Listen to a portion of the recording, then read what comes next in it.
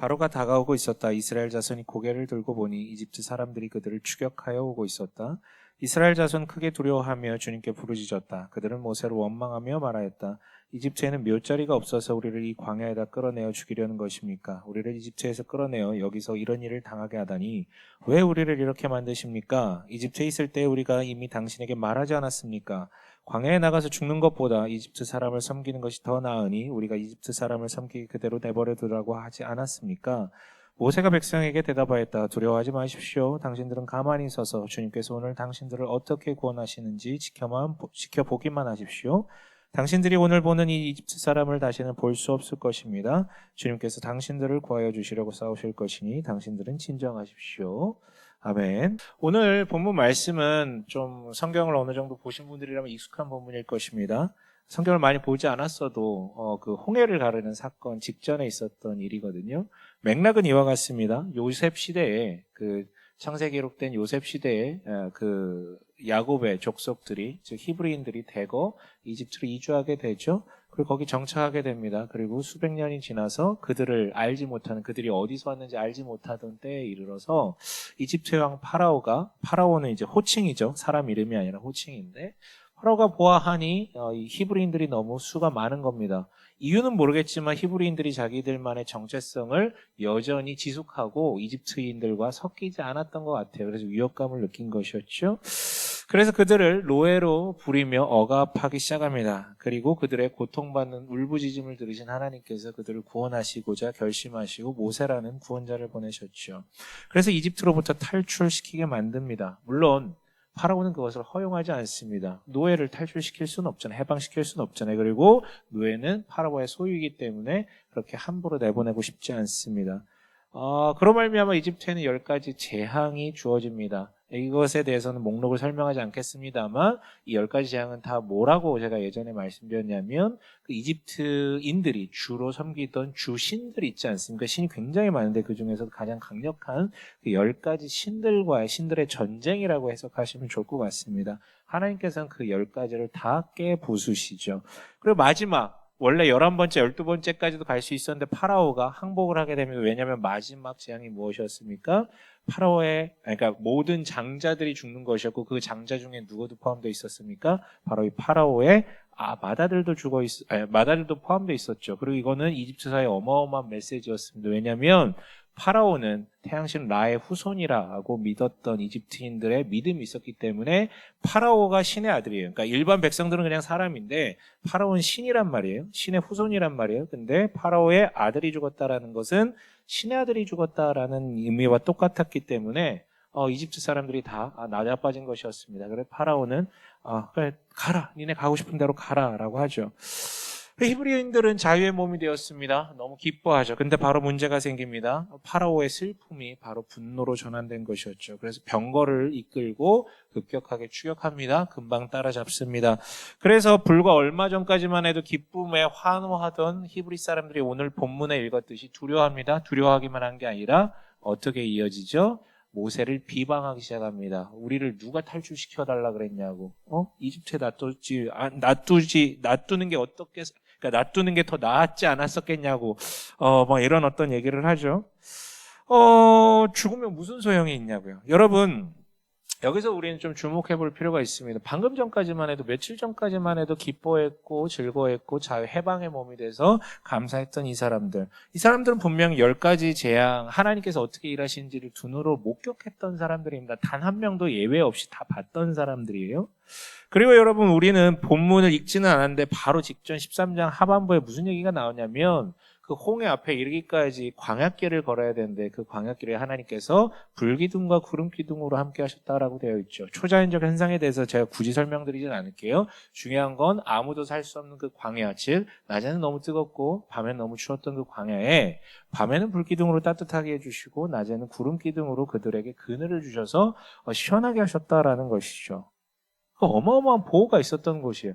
여러분 이들은 이전에도 어마어마한 것을 경험했고 지금도 현재 진행령 이전만큼의 충격적인 건 아니지만 현재 진행령으로 그런 보호하심을 바라보고 있었다라는 것이죠. 그런데도 왜 이들은 왜 이렇게나 두려워하고 있습니까? 두려워하는 그들에게 모세가 던진 말에 단서가 있는 것 같아요. 그는 이렇게 말합니다. 13절은 이렇게 말하죠. 모세가 이렇게 말합니다. 두려워하지 마십시오 라고요. 두려워하는 이들에게 두려워하지 말라라는 것이 도대체 무슨 메시지고 무슨 위로인지 잘 모르겠습니다. 그리고 이 중에 누군가는 모세도 티야? 라고 얘기할지 잘 모르겠어요. 근데 힌트가 있습니다. 약간 어거지일 수 있겠지만 끝까지 잘 들어봐 주세요. 이 히브리어로는 이게 우리한테 딱 대두가 안 되는데 이 히브리어 성경을 헬라어로 번역한 헬라어 성경이 있습니다. 헬라어 성경이 두려워하지 말라라는 두려움이라는 단어를 이렇게 번역하거든요. 메림나오라고 얘기를 하는데요. 메림나오의 어원을 따라 직역하면 마음을 나누다라는 것입니다. 물론 여러분 저는 조금 우려가 돼요. 왜냐하면 히브리어 성경을 헬라어로 번역한 것이고 심지어 이 표현은 꼭 두려움을 상징하는 단어만은 아니기 때문에 이런 식으로 설계하는 게 조금의 제한사항은 있지만 그 뒤에 것을 이야기하기 위해서 제가 좀 빌려온 거예요. 아무튼 이 메림나오라는 표현은 직역하면 마음을 나누다라는 뜻입니다. 신약에서도요, 염려하고 두려워할 때 염려하지 말라라고 얘기할 때 이 메림나오라는 표현을 쓰거든요. 결국은요, 여러분 축약하면 정리를 하면 그들이 두려웠던 이유는 이 말 뜻대로라면 마음을 나눴기 때문이다라고 해석할 수 있어요. 그리고 이 마음을 나누지 않는 것이 바로 이 두려움을 극복하는 길이라고 얘기할 수 있겠죠. 이 마음을 나누다라는 말을 가리켜서 저는 한자어로 분심이라고 얘기를 하고 싶어요. 분심. 똑같은 말이죠. 마음을 나누다. 분심. 즉 분심이 그들을 두렵게 만들었고요. 이 분심을 해결해야만 두려움을 넘어설 수 있습니다. 그런데 의문이 들 것입니다. 여러분 진지하게 자신한테 한번 물어보십시오. 여러분 분심을 해결할 수 있습니까? 마음이 나뉘는 것을 여러분 스스로 해결하실 수 있으십니까? 그렇다면 우리가 나의 노력으로 내 마음을 나눌 수 있다는 게 전제될 때 반대로 우리가 그 마음을 다시 붙일 수 있다는 것이 말이 되겠죠. 근데 여러분 마음 나누실 수 있겠어요? 마음 나누실 수 있으십니까? 마음 붙이는 것도 어렵지만 마음 나누실 수 있으세요? 여러분 인간은 다중인격이 아니기 때문에 스스로 자기가 있는 상태에서 마음을 나눈다는 것은 불가능합니다. 물론 때로 우리는 강제적으로 처한 상황에 맞춰서 마음이 종종 나뉘기도 합니다. 좀 이중적인 마음 있잖아요. 웃긴데 슬프고 뭐 이런 거 있잖아요. 예를 들어 제가 아내를 사랑하지만 두렵고 뭐 이런 어떤 마음이 나눠지는 일들이 종종 발생해요. 그러나 그것은 제가 일부러 나눈 게 아니라 상황이 주어질 때 그런 것들이 발현되는 것이죠. 스스로 내 마음을 나누거나 스스로 내 마음을 다시 붙일 수는 없습니다. 그렇다면 모세에게 우리는 따질 수 있겠죠. 아니 내가 내 마음을 나눌 수도 없는데 어떻게 내 마음을 다시 이어 붙여가지고 분심을 해결하란 말입니까? 그런데 여러분 이제부터 잘 들어보세요. 본문은요. 그 분심이 바로 우리가 스스로 직접 한 것임에 대해서 힌트를 주고 있기 때문입니다. 그래서 그 마음을 이어 붙이라는 거예요. 10절을 다시 한번 읽어볼게요. 근데 여기 띄워드릴게요. 개역개정으로 한번 읽어봅시다. 이게 더 정확한 번역이거든요. 함께 읽어봅니다. 이스라엘 자손이 눈을 들어본 즉 10절이요. 네, 이스라엘 자손이 함께 읽습니다. 이스라엘 자손이 눈을 들어본 즉 애굽 사람들이 자기들 뒤에 이른지라 이스라엘 자손이 심히 두려워하여 여호와께 부르짖고라고 되어 있어요. 여러분 여기 앞에 그들이 눈을 들어본 즉이라고 되어 있습니다. 이 보다라는 말에 주목해 보세요. 여러분 히브리인들은요 요셉 때로부터 굉장히 오랜 시간이 흘러서 사실 하나님에 대해서 아는 것이 굉장히 저하된 상태의 사람들이었습니다.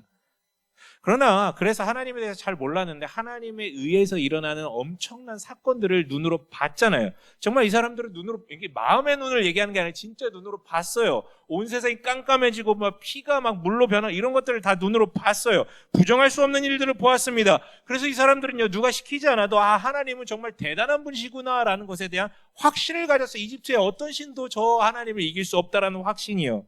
그래서 여러분 그 결과 이 사람들은 어떻게 합니까? 여러분 파라오는요 히브리인들을요 강제적으로 이집트 밖으로 추방하지 않았어요.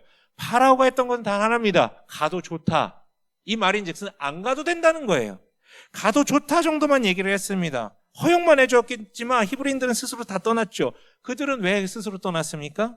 가나안 땅에 대한 갈망이 있어서요? 아니요. 이 사람들은요 태어날 때부터 가나안 땅을 본 적도 없는 사람들이에요. 하나님에 대한 신앙도 굉장히 희미해진 사람들이에요. 가나안을 열망하지 않습니다. 그렇다면 자유에 대한 갈망 때문입니까? 오늘 본문 보시면 알잖아요. 이집트를 떠나고 싶지 않았다라는 말을 하시는 사람들도 있었습니다. 그렇다면 모세가 협박했습니까? 니네 지금 안 떠나면 다 죽는다. 하나님께서 두들겨 패신다라고 협박했습니까? 아니요. 이 사람들이 떠났던 이유는 단 하나입니다. 눈으로 봤기 때문이죠. 눈으로 본 것을 확신했기 때문이죠. 그래서 스스로 다 한결같이 떠난 것입니다. 하나님의 일하심을 확실히 보았고 그게 자신의 확신이 되었기 때문이었죠. 그런데 여러분, 그들은 지금 눈을 들어서 뭘 봤다라고 되어 있습니까? 저 강대한 파라오의 군대를 봅니다. 여러분, 그들은 다시 얘기하자면 스스로 분심한 적이 없습니다. 분심을 일으킬 수 없어요. 우리는 마음을 나눌 수 없어요. 내가 강제적으로. 그러나 분심은 어떻게 일어났습니까? 내가 지금 내 눈에 보이는 저 파라오의 군대, 즉 문제라는 것을 주목하기 시작하자. 내 눈을 들어서 저 문제에 주목하기 시작하자 결과적으로 분심이 이루어진 것이죠. 분심은 내가 스스로 일으킬 수 없습니다. 그러나 문제에 주목할 때 이 마음은 나눠지게 됩니다. 정확하게는 그 문제를 바라보는 것이 아니고 그 문제를 바라보면서 상상하기 때문이죠. 저 문제로 말미암아 내 처지가 어떻게 될 것에 대해서 계속 상상하기 때문이죠. 그래서 우리는 여기서 반드시 죽는다라는 결론에 이르렀기 때문에 마음이 분리된 것입니다.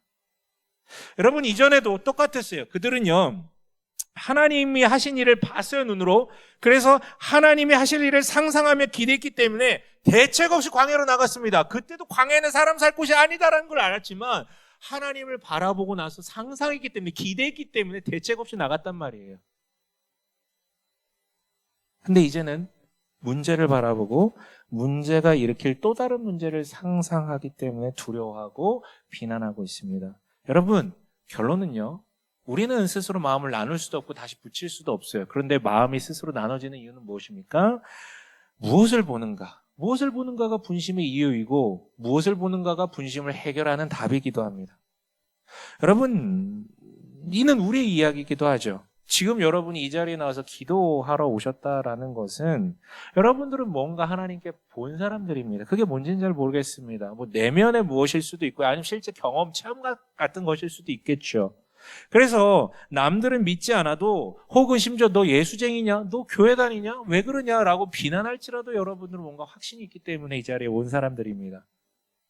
그러나 똑같습니다. 아무리 하나님에 대한 확신이 있어서 이 자리까지 온 사람일지라도 우리가 조금만 눈을 들어 문제에 주목하는 순간 자연스럽게 분심은 일어납니다. 그리고 자연스럽게 두려워하게 되고요. 자연스럽게 비난하게 되죠. 사람들을 비난하고요. 하나님을 비난하게 됩니다. 번외이지만 이 분심은요, 본문이 그리는 것처럼 문제가 찾아왔을 때만 일어나는 게 아니고요, 유혹이 찾아왔을 때도 일어납니다. 여러분 잘 보세요. 아브라함의 조카 롯을 아십니까? 아브라함의 조카 롯. 뭐 성경 좀 보신 분들은 아실 거예요. 그는요, 누가 강제하지 않았는데 아브라함을 따라왔습니다. 여러분, 아브라함을 따라올 이유가 없었어요. 하나님은 아브라함을 부르실 때 롯을 부르지 않았거든요. 근데 롯이요, 굳이 아브라함을 따라서 가나안 땅까지 함께 동반됩니다. 안 가도 됐었거든요. 굳이 같이 가요. 왜요? 아브라함 위협했습니까? 아니요. 똑같아요. 아까 히브리인들이 이집트를 벗어난 이유랑 똑같습니다. 봤기 때문이죠. 아브라함 통해서 일하시는 하나님을 자기 눈으로 봤기 때문이죠. 그래서 누가 시키지 않았지만 자기가 본 것에 대한 확신을 가지고 이 가나안 땅까지 이르게 됩니다. 그런데 시간이 흘러서요, 이런 표현이 등장합니다. 창세기 13장 10절에 출애굽기는 창세기와 굉장히 밀접하게 연결되어 있거든요. 창세기 13장 10절 개역개정으로 이렇게 표현되어 있습니다. 함께 읽어볼까요? 롯이 눈을 들어 요단 지역을 바라본즉 소알까지 온 땅에 물이 넉넉하니 여호와께서 소돔과 고모라를 멸하시기 전이었으므로 여호와의 동산 같고 애굽 땅과 같더라. 똑같은 표현입니다. 롯이 눈을 들어 바라본즉, 눈을 들어 바라본즉. 마찬가지예요. 눈을 들어 그 땅을 바라보니 저기가 천국 같은 거예요. 저기가 에덴 동산 같은 거예요. 저기가 내가 있어야 될 자리 같은 거예요. 거기서 그는 마음이 나눠집니다. 거기서 그는 마음이 나눠져요. 그리고 그것을 가죠. 그리고 여러분들 이후의 설명은 하지 않겠습니다만 그 선택으로 말미암아 롯은요, 그 이후의 삶이 좀 많이 비참해집니다. 물론 그는 하나님을 믿었기 때문에 히브리서에 의하면 그는 구원의 목록에 이르렀지만 그의 실제 삶은 굉장히 많이 비참해졌다라는 것이죠. 분심 때문에. 비유를 해볼게요. 여러분들의 눈이 동그래질 만한 비유인데요. 여러분, 제가 올해 들어서 영어 공부했다고 그랬죠. 영어 공부랑 별개로 또 하나의 공부를 시작했습니다. 무슨 공부냐면요, 오해하지 말고 들으세요. 투자에 대해서 좀 공부를 하기 시작을 했어요. 여러 가지 이유가 있었거든요. 여러분들하고 대화하다 보니까 다들 전문분들이라 그런지 투자에 대해 관심이 되게 많더라고요. 그래서 여러분들하고 대화하려면 좀 알 필요가 있겠다라는 생각도 들었고요. 또한 제가 한 2년 전에 돈에 대해서 설교했는데요. 설교 끝나고 나서 누군가 저한테 물어보더라고요. 그래서 목사님은 실제 투자하세요? 근데 거기에 제가 대답할 말이 없어요. 저는 투자를 해본 적이 없는 사람이거든요. 금융상식이 이렇게 많지 않았거든요. 근데 좀 부끄러워지더라고요. 돈에 대해서 너무 추상적인 이야기만 내가 하고 있구나. 실제 사람들이 어떤 마인드를 가지고 이것을 만지는지 좀 알 필요는 있겠다. 훈장질 같이 느껴지지 않았으면 좋겠다. 그리고 그때에도 제가 성경을 통해서 설교하면서 말씀드렸는데 이 자본주의 사회에서 투자라는 것에 대해서 외면하는 것은 마치 한 달란트를 받아가지고 땅속에 묻어두는 악하고 게으른 종과 다를 바가 없다라고 제가 분명히 말씀드렸거든요. 그게 저한테 적용돼서 돈은 별로 없지만 한번 공부는 해보자. 세상 어떻게 돌아가는지 좀 알아보자 라고 하고, 저는 원래 뭔가 주제를 잡고 공부하면 개념부터 잡기 때문에 책을 막 사가지고 본 거예요. 투자는 무엇인가, 돈이란 무엇인가 봤는데 여러분 제가 깜짝 놀랐습니다. 너무 재밌더라고요. 와, 막 너무 내가 막 하면은 막 떼돈 벌 거고 너무 재밌더라고요. 근데 그건 차치하고 저는요 거기서 믿음을 모았습니다. 제 직업병이라 그런지 모르겠는데 저는 신앙 코드로 읽더라고요. 잘 들어보세요. 투자가요 뭔지 보니까 경제 논리가 아니라 군중 심리학이더라고요. 경제 논리를 기반으로 하지만 군중 심리학이더라고요. 전제는 이거예요. 좀 어려운 말일 수 있는데 가치와 가격이 다르다라는 것입니다. 가치는 그 내면에 갖고 있는 그 내재된 가치, 정말 고귀한 그 가치잖아요. 근데 가격이 매겨지는 것은 그가 갖고 있는 가치에서 가격이 매겨지는 게 아니라 군중 심리에 의해서 가격이 매겨져요. 그 집단이요, 이 회사가 앞으로 굉장히 잘 될 것이다라고 기대를 하면 엄청나게 가격을 붙이는 거예요. 근데 똑같은 회사인데 군중들이 쟤는 안 될 것 같아, 미래에 안 될 것 같아라고 그렇게 바라보기 시작하면 가격이 되게 후려쳐지게 되는 거예요. 되게 웃기더라고요. 이 회사는 그대로인데, 그 가치는 그대로인데, 사람 심리에 따라서 어떻게 바라보냐에 따라서 가격이 이렇게 매겨지거나 이렇게 낮게 매겨지거나. 관련해서 다음 달 공식적으로 은퇴하는 투자의 신이라고 불리는 워렌 버핏이 했던 몇 가지 격언에 대해서 여러분들한테 들려주고 싶어요.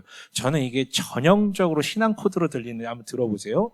분산 투자는 자신이 무엇을 하고 있는지 잘 모르는 투자가에게만 알맞는 투자 방법이다.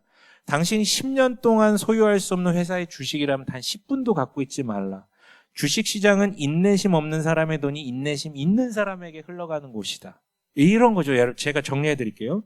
10년 넘게 가져도 될 만한 그런 가치에 확신 있는 회사에만 투자라는 것이죠. 그렇다면 그런 보물 같은 회사를 알아보기 위해서는 얼마나 많이 공부를 해야 되겠습니까? 그 공부를 거쳐서 남들은 잘 몰라줘도 내게 확신이 있다면 그 회사에 올인하라는 거예요.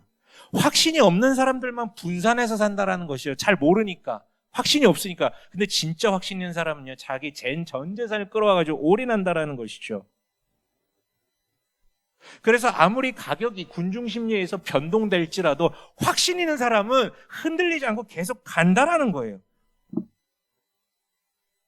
그리고 확신이 없어서 사고 팔고 하는 사람들의 돈이 그 확신 있는 그 한 사람에게도 흘러간다라는 것입니다. 그래서요, 진짜 가치 투자를 하고 장기 투자하는 사람들은요, 내가 확신하는 그 회사의 주가가 가격이 막 50% 떨어지고 80% 떨어지더라도 팔지 않습니다. 오히려 그 사람들이 어떻게 하는 줄 아세요? 기뻐하더라고요. 나 진짜 정신병자들인 줄 알았어요. 기뻐하더라고요.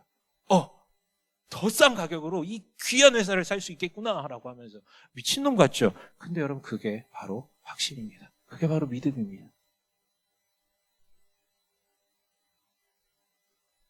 여러분, 이게 다 믿음에 대한 이야기 아닙니까? 세상에 믿을 만한 거 되게 많죠. 돈, 명예, 권력, 관계, 혹은 다른 신이나 가르침들. 그런데요, 그리스도인들은요, 어떤 이유에서든지 간에 하나님만이 유일한 확신할 수 있는 단 한 분이다라고 확신하게 된 사람들입니다. 그게 그리스도인 아닙니까? 확신하는 만큼 분산하지 않습니다. 이것도 믿어보고 저것도 믿어보고 저것도 그 활용할 뿐이지 분산하지 않아요. 도구일 뿐이지 분산하지 않아요. 유일하게 나의 믿음은 하나님께만 두는 것이죠. 그리고 우리는 10년이 아니라 영원을 바라보고 여기에 투자한 사람들입니다. 그래서 그에게 분심을 갖지 않은 사람들은요, 설사 내 눈앞에 50% 폭락, 80% 폭락 적과 같은 그런 문제가 발생하더라도 흔들리는 것이 아니라 반대로 이런 생각을 갖게 되겠죠. 오히려 내가 더 붙잡을 때다. 문제가 다가올 때 오히려 더 붙잡을 때다라고 생각을 하겠죠. 여러분, 이것이 바로 오늘 모세가 말하는 말이고요. 그 롯을 마주한 아브라함이 했던 말과 동일합니다. 여러분, 앞서 롯이 소돔과 고모라를 바라본 뒤 저기가 내가 가야 될 땅에도 너무 풍요롭다라고 갔다 그랬잖아요. 분심이 일어났다 그랬잖아요. 그런데 바로 이어서 하나님께서는 아브라함을 이렇게 말씀하세요. 창세기 13장 14절에서 16절인데요. 함께 읽어봅니다. 너는 눈을 들어 너 있는 곳에서 북쪽과 남쪽 그리고 동쪽과 서쪽을 바라보라. 보이는 땅을 내가 너와 내 자손에게 주리니 영원히 이르리라. 내가 내 자손이 땅에 티끌 같게 하리니. 여러분, 동일하게 하나님께서는 명령하십니다. 눈을 들어 보아라라고요. 뭘 보랍니까? 동쪽과 서쪽과 남쪽과 북쪽의 땅을 보래요. 근데 여러분, 실제 그 눈을 들어가지고 그 눈을 뜨고 바라보면 거기 뭐 있을까요? 아브라함이 보는 곳에 뭐 있을까요? 아무것도 없어요. 황량한 땅이에요. 롯이 봤던 게 진짜 맞아요. 저 소돔과 고모라 너무 풍요로워요. 지금 하나님이 보라고 한 땅은 황량에 아무것도 없어요. 그럼 뭘 보라는 것입니까? 하나님이 보라고 하신 것은요, 그 땅의 토지를 보라 그런 것이 아니라, 그 땅이 현재 지금 어떤 것을 갖고 있느냐를 보라고 한 것이 아니라, 그 땅을 통해서 일하실 하나님을 보라고 한 것이죠. 하나님이 훗날 이 땅 가운데서 너의 민족을 풍성케 하리라라는 그걸 바라보라고 하신 것이죠. 여러분, 모세도 마찬가지입니다. 지금 파라오의 추격 앞에 사람들은 분심이 일어나서 두려워하며 불평하고 있는 그들과 달리 모세는 왜 그들에게 두려워하지 말라라고 이렇게 얘기할 수 있습니까? 히브리서 11장 27절에는요. 모세가 그때 어떠했는지 그의 마음을 대별합니다. 뭐라고 되어 있습니까? 이렇게 함께 읽습니다. 믿음으로 그는 왕의 분노를 두려워하지 않고 이집트를 떠났습니다. 그는 보이지 않는 분을 마치 보는 듯이 바라보면서 견뎌냈습니다. 예, 여러분. 그는 믿음으로 눈에 보이지 않는 하나님을 바라보며 눈에 보이는 파라오의 위압에도 그를 마주할 수 있었고요.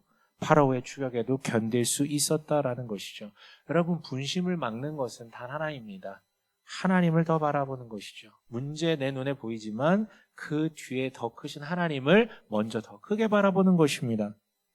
그런데 여러분, 아브라함이 그리고 모세가 본 하나님은 어떤 분이셨습니까? 여러분 잘 보세요. 아브라함이 봤던 하나님, 모세가 봤던 하나님은 어떤 분이셨습니까? 한결같지 않나요? 아무것도 없는 곳, 길이 없는 곳에서 길을 만드신 분 아닙니까? 아무것도 없는 땅에서 민족을 만드셨고요. 아무것도 없는 노예된 백성들을 오직 그 은혜로 말미암아 해방시키셨습니다. 아무도 상상해 본 적 없는 길을 뚫어내셨던 것이죠. 그는 지금까지 길이 없는 곳에서 길을 내신 분이셨어요. 어떤 방식으로 일하실지 모르겠지만 항상 그랬어요. 길이 없는 곳에서 길을 내셨다라는 것입니다. 물론 여러분들은 이 이야기를 듣고 저한테 이렇게 물어볼 수 있어요. 아니 목사님, 오케이 알겠습니다. 길이 없는 곳에서 길을 만드셨다고요? 근데 우리랑 모세 같습니까? 우리랑 아브라함이 같습니까? 그들은 진짜 봤잖아요, 눈으로. 아들 주는 거 봤고요. 그들은 불기둥과 구름기둥도 봤고요. 10가지 재앙들도 눈으로 보지 않았습니까? 근데 우리는 눈으로 본 적이 없지 않습니까? 물론 우리도 은혜를 경험했죠. 감사함을 경험했죠. 약간의 신비적 기적도 경험했죠. 근데 그 정도 급은 아니잖아요. 아니, 본 그들도 이렇게 분심이 일어났는데 우리가 어떻게 하나님만 바라볼 수 있습니까? 타당한 의문인 것 같아요. 그러나 여러분, 반대로 얘기하죠. 그들은 본 적이 없는 것을 우리는 봤습니다. 차원이 다른 것을 우리는 봤습니다. 뭐냐면요, 여러분, 그들을 탈출시키게 만들었던 그 10번째 재앙을 기억하십시오. 하나님은 당시에 자신의 사랑하는 백성들을 살리려 끝까지 그 백성들을 놔주지 않으려는 그 파라오의 아들을 희생시키셨습니다. 원래는 파라오가 죽어야 됐었는데 대속물로 파라오의 아들이 죽었던 것이죠. 신의 아들을 죽입니다. 물론 우리는 그가 신의 아들이 아님을 너무나도 잘 알고 있지만 모세를 비롯한 당대 이집트에 사는 모든 사람들은 그 파라오의 아들을 신의 아들로 믿고 있었어요. 근데 그 신의 아들이 죽습니다. 거짓된 신의 아들이지만 죽었단 말이에요. 그 사건으로 말미암아 그들을 구원해냈죠. 그런데 하나님께서는요, 인간을 너무 잘 아십니다.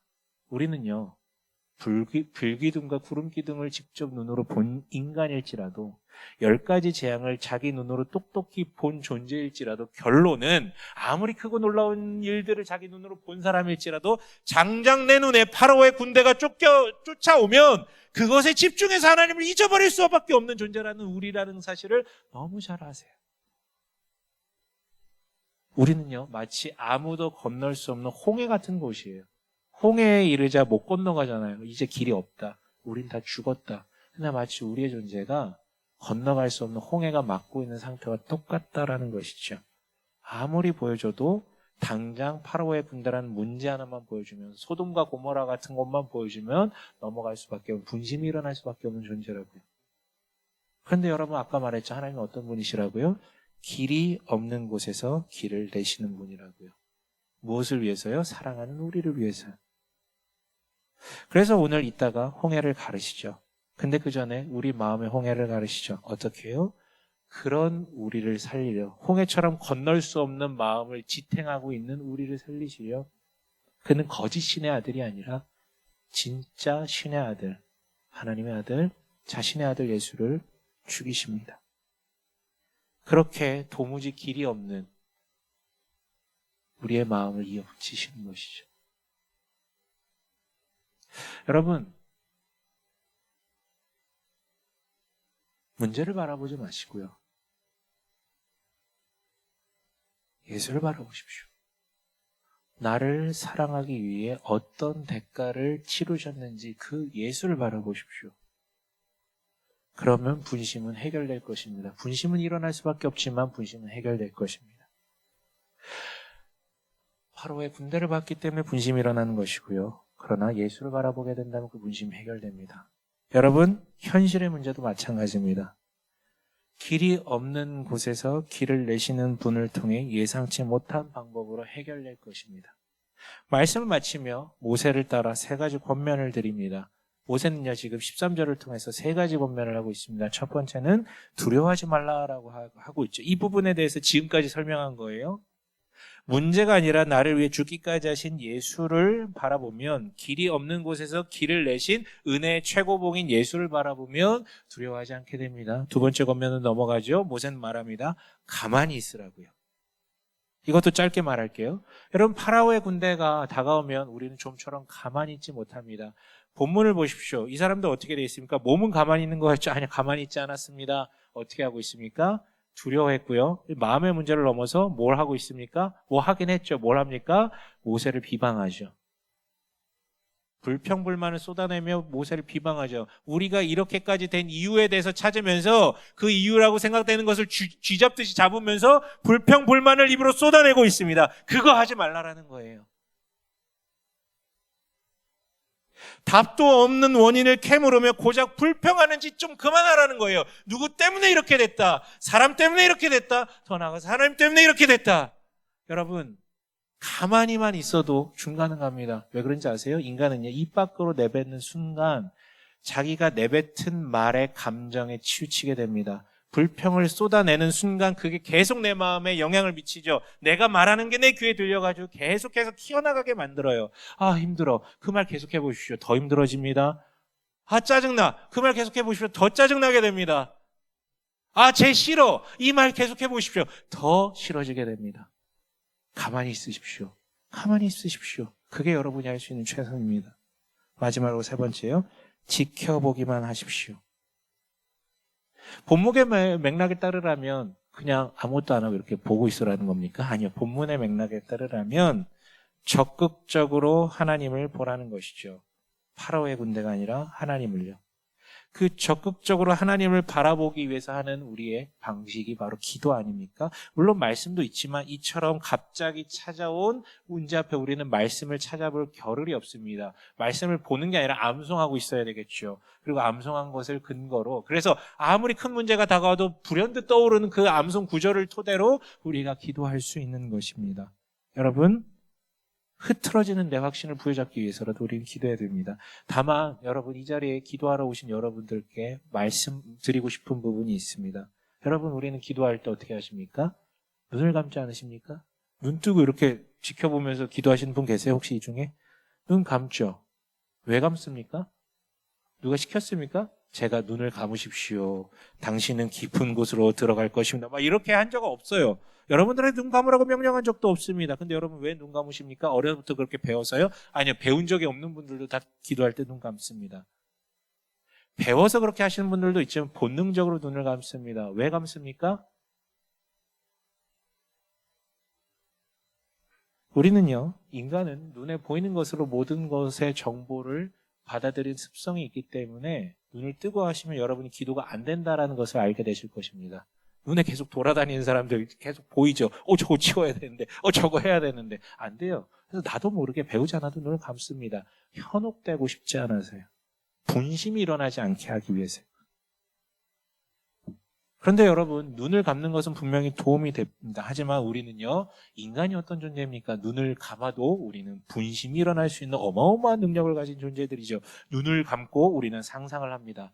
저거 해야 되는데, 그 일 해야 되는데, 그런 일이 생겨나면 어떡하지? 눈을 감아도 상상을 통해 자꾸 무언가를 보는 거예요. 결국 내 앞에 놓여진 문제들, 그로 인하여 일어날 일들, 혹은 가만히 있지 못하고 결국 내 손으로 해결해야 될 일들.